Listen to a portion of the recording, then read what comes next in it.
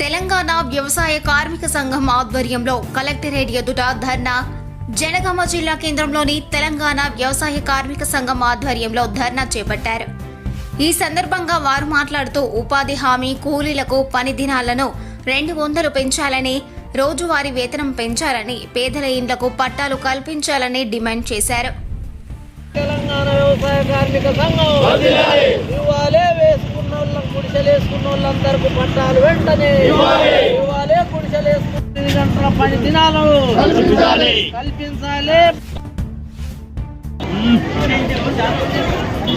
తెలంగాణ వ్యవసాయ కార్మిక సంఘం నుంచి ధర్నా నిర్వహిస్తూ ఉన్నాం.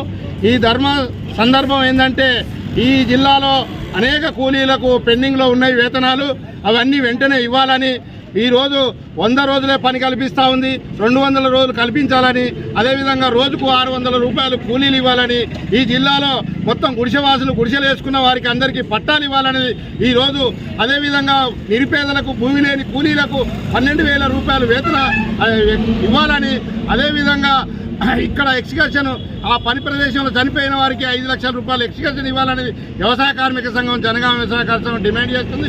ఆ సందర్భంగా జిల్లా కలెక్టర్ కార్యాలయం ముందు ఈరోజు ధర్నా నిర్వహిస్తున్నాం.